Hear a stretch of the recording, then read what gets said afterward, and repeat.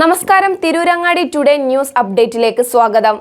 വാക്കുകളിൽ നിറയുന്ന സംശുദ്ധിയും കാലം കോർത്തിണക്കിയ കരകൗശല വിദ്യകളും പെണ്ണഴകിൽ തീർക്കുന്ന നവീനത അത് ആമിയ ഗോൾഡൻ ഡയമണ്ട്സിനല്ലാതെ മറ്റാർക്കും നൽകാനാവില്ല. കേരള ഡിസൈൻ പണിക്കൂലി 2.5% മുതൽ, ബോംബെ കൊൽക്കത്ത ഡിസൈൻ പണിക്കൂലി 5.9% മുതൽ, ആന്റിക് ടർക്കിഷ് ഡിസൈൻ പണിക്കൂലി 5.9% മുതൽ, കൂടാതെ വെഡിംഗ് പർച്ചേസുകൾക്ക് പ്രത്യേക സ്കീമുകൾ. Redefining elegance, crafted with traditional Amia Golden Diamonds, Bypass Road, Chaman. വാർത്തകൾ വിശദമായി. Tirurangadi sports academy football coaching camp 3-ാം വർഷത്തിലേക്ക്. ഈ വർഷത്തെ സമ്മർ കോച്ചിംഗ് ക്യാമ്പിലേക്കും തുടർ ക്യാമ്പിലേക്കുമുള്ള സെലക്ഷൻ ട്രയൽസ് 26 വൈകിട്ട് 3 മണി മുതൽ തിരൂരങ്ങാടി മിനി സ്റ്റേഡിയത്തിൽ നടക്കുമെന്ന് ഭാരവാഹികൾ വാർത്താസമ്മേളനത്തിൽ അറിയിച്ചു.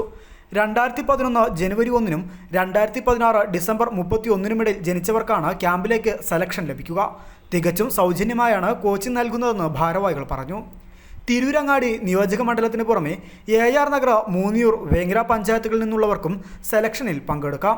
സെലക്ഷനിൽ പങ്കെടുക്കാൻ ആഗ്രഹിക്കുന്നവർ ഒറിജിനൽ ആധാർ കോപ്പി കിറ്റ് സഹിതം എത്തണം. തിരൂരങ്ങാടി മേഖലയിൽ നിന്നും മികച്ച ഫുട്ബോൾ താരങ്ങളെ വാർത്തെടുക്കുക എന്ന ലക്ഷ്യത്തോടെ ആരംഭിച്ച ഫുട്ബോൾ അക്കാദമിയിൽ Under-14, Under-12, Under-10 എന്നീ 3 വിഭാഗങ്ങളിലായി 120 കുട്ടികളാണ് ഇപ്പോൾ പരിശീലനം നേടിവരുന്നതെന്നും ഭാരവാഹികൾ പറഞ്ഞു.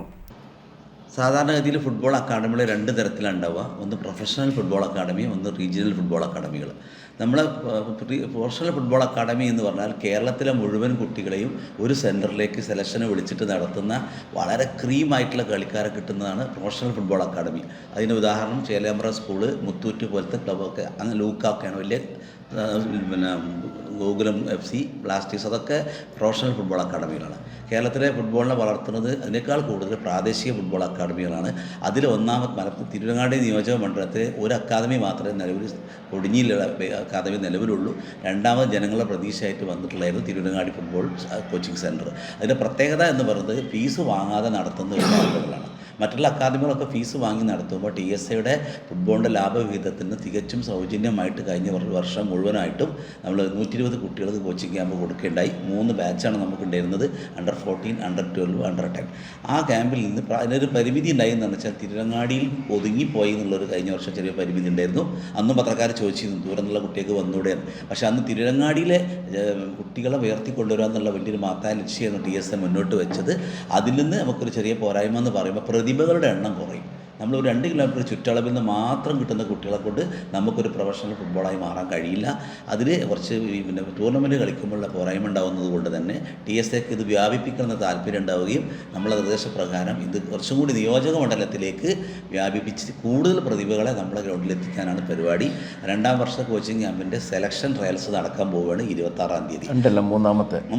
ഒന്നാമത്തെ ഇത് ആദ്യം ഉണ്ടായിരുന്നു, 2-ാമത്തെ കൊല്ലം കഴിഞ്ഞ് ഇത് 3-ാമത്തേലേക്ക് കടക്കുകയാണ്. അപ്പോൾ ശരിക്കും കോച്ചിങ് ക്യാമ്പിന് 3-ാം വർഷം തന്നെയാണ് നടക്കാൻ പോകുന്നത്. ഒരു സമ്മർ കോച്ചിങ് ക്യാമ്പിലൂടെയാണ് നമ്മളതിന് തുടക്കം കൊടുക്കുന്നത്. ഏപ്രിൽ മെയ് മാസങ്ങളിൽ ഒരു സമ്മർ കോച്ചിങ് ക്യാമ്പിലേക്ക് നിലവിലുള്ള കുട്ടികളെ ഉൾപ്പെടുത്തിയിട്ടും പുതിയ കുട്ടികളെ റിക്രൂട്ട് ചെയ്തുകൊണ്ട് അവർ 2 പേരെ ഒരുമിപ്പിച്ച് പുതിയൊരു തലമുറ, അതിലേറ്റവും നല്ല യോഗ്യരായ ഏറ്റവും മികച്ച കളിക്കാരെ ഈ സെലക്ഷനിൽ നിന്ന് കണ്ടെത്താനാണ് ഞങ്ങൾ ഉദ്ദേശിക്കുന്നത്. അതിൽ വളരെ പ്രാദേശികമായിട്ടുള്ള എല്ലാ സ്ഥലങ്ങളിലും ഇത് വ്യാപിപ്പിച്ചിട്ടുണ്ട്. അതിൻ്റെ ഭാഗമായിട്ടാണ് തിരുവങ്ങാടി മുനിസിപ്പാലിറ്റിയിൽ താമസിക്കുന്നവരോ തിരുവങ്ങാടി മുനിസിപ്പാലിറ്റിയിലെ സ്കൂളിലുള്ള കുട്ടികളോ തിരുവങ്ങാടിലെ സമീപ പ്രദേശത്തെ കുട്ടികളോ തിരുവങ്ങാടി നിയോജക മണ്ഡലത്തിലുള്ളവർക്ക് വരെ വരാം. പക്ഷേ അതിൽ 4:30 ക്യാമ്പിന് എത്താൻ കഴിയണം എന്നുള്ളതാണ് അതിൻ്റെ മാനദണ്ഡം.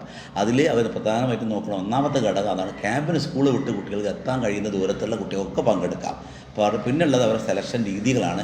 അവരെ നാച്ചുറൽ ഫുട്ബോൾ ടാലൻറ്റ് ടെസ്റ്റ് ചെയ്യുന്നതായിരിക്കും. അതുപോലെ അവരെ കളിക്കാനുള്ള കഴിവ് നോക്കും. അവരെ ശാരീരിക മികവ് കൂടി നോക്കേണ്ടി വരുന്നു. കാരണം മറ്റ് അക്കാദമികളിലെ കുട്ടികൾ വലിയ കുട്ടികളായിട്ട് നമ്മുടെ മുമ്പിൽ വരണം, ഒരേ പ്രായത്തിലുള്ള. അപ്പോൾ നമുക്ക് ആ ശാരീരിക മികവിന് പ്രാധാന്യം കൊടുക്കാൻ ഈ വർഷം നമ്മൾ തീരുമാനിച്ചിട്ടുണ്ട്.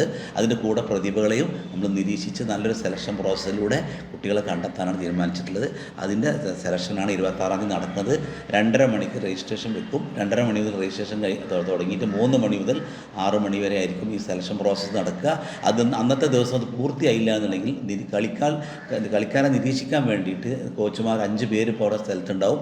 നമ്മളെ മുൻ സന്തോഷ് ട്രോഫി ക്യാപ്റ്റൻ ഉസ്മാനോ, chief coach doctor Muhammad Ali Moonniyur, D licence കോച്ചുമാരായ അഫ്സൽ, TP മൊയ്തീൻ, PM ഹാരിസ് എന്നിവരുടെ കീഴിലാണ് പരിശീലനം നടക്കുന്നതെന്നും ഷൗക്കത്ത് കൂർമത്ത് സഹപരിശീലകനായും VK ഷംസു കോർഡിനേറ്ററുമായാണ് പരിശീലനം നടക്കുന്നത്. ക്യാമ്പിൽ നിന്നും ഇതിനോടകം തന്നെ സംസ്ഥാന തലത്തിൽ ശ്രദ്ധേയമായ കളി കാഴ്ചവെക്കുവാൻ ക്യാമ്പിലെ കുട്ടികൾക്ക് സാധിച്ചിട്ടുണ്ടെന്ന് ഭാരവാഹികളായ അരിമ്പ്ര സുബൈറ, മുനീർ കൂർമത്ത്, അബ്ദുൽ കലാം കാരാടൻ, ഡോക്ടർ മുഹമ്മദ് അലി മൂന്നിയൂർ, അൻവർ പത്തൂർ, റസാഖ് പാലക്കൽ, CK ജാഫർ എന്നിവർ വാർത്താസമ്മേളനത്തിൽ പറഞ്ഞു. News bureau, Tirurangadi.